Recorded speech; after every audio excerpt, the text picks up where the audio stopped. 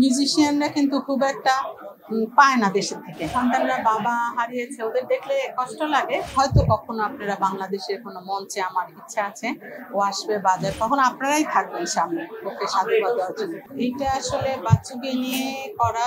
আগে 2 বছর আমি আসিনি, তারপরে জন ব্যান্ড মিউজিক অ্যাসোসিয়েশন হাই বাচ্চু ফাউন্ডেশনের যখন জড়িত হলো, আমি ফার্স্ট টাইম যখন আসলাম, বাচ্চুর ভক্তরা এবং ওদের ভালোবাসা বড় ভাইরা যারা আসে তাদের এইটা দেখে আমার খুব ভালো লাগে। এবং আসলে এটা আসলে মিলাদের থেকে হয়তো সবাই একসাথে, কারণ মিউজিকের সবাই তো এখানে কোথাও আসারও তো সুযোগ পায় না, এখানে আসে, তার ভক্তরা আসে দূর দূরান্তের থেকে।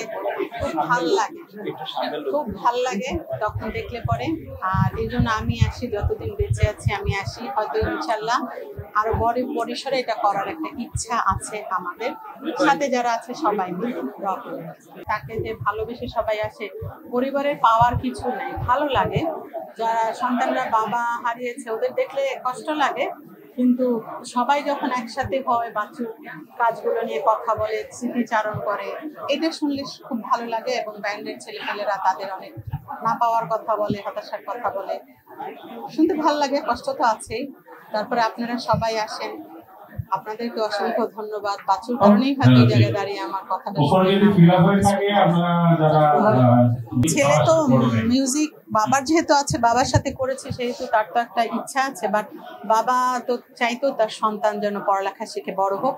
ও অন্তত ওই দিকটা, ওই লাইনটাতেই এগিয়ে গেছে, তো করে। হয়তো কখনো আপনারা বাংলাদেশের কোনো মঞ্চে, আমার ইচ্ছা আছে ও আসবে বাজাবে। সময়ক্ষণ তো আর আমি বলতে পারি না, তখন আপনারাই থাকবেন সামনে ওকে সাধুবাদ দেওয়ার জন্য।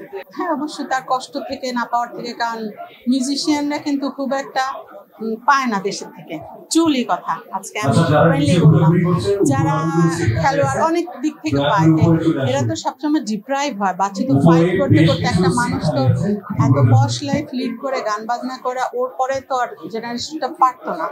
তো ও যেভাবে রেখেছে, বাচ্চাকে পড়ালেখা শিখিয়েছে, করেছে, তো ওর সেই হয়তো না পাওয়াটা থেকে বলেছে, এবং সেটা সত্যই। এখন কারো সন্তানই মনে হয় দেশে খুব একটা মিউজিক করে না কিংবা থাকে না, সবাই হায়ার এডুকেশনের বাইরেই আছে। আরেক বছর গানগুলো নিয়ে তো আমরা আর্কাইভিং তো হচ্ছেই, এবং ফাউন্ডেশন যেটা হয়েছে, সেই ফাউন্ডেশনের তরফ থেকে তার ফিউচার যে প্ল্যানগুলো আমাদের আছে, আসলে বলে বলে তো কোনো প্ল্যান একদম অতটুকু হয় না, এটা তো আরো বেড়ে যায়। তো সেই হিসাবে আমরা কাজ করছি, এবং বাচ্চুর গানগুলো আপনারা সংগুলোও শুনতে পাবেন, এবং সবই ভক্তদের সামনে আসবে। শুধু একটা রিলিজ করেছে, আসলে এই প্ল্যাটফর্মটার জন্য কাউকে কাউকে এগিয়ে আসতে হয়। আসলে আমার তরফ থেকে একা জিনিসটা করা সম্ভব না। কেউ যদি এগিয়ে আসে, আপনারা অনেক গান আছে তার রিলিজ, এবং তার মিউজিক্যাল ইনস্ট্রুমেন্ট বলেন, গিটার বলেন, সবই আপনারা দেখতে পাবেন। সেটা সামনে নিয়ে আসার জন্য, সবার সামনে ওপেন করার জন্যই আমার এক পথে হাঁটা, ফাউন্ডেশনটা করা, এবং এই এগিয়ে চলা, সবার সাথে থাকবে।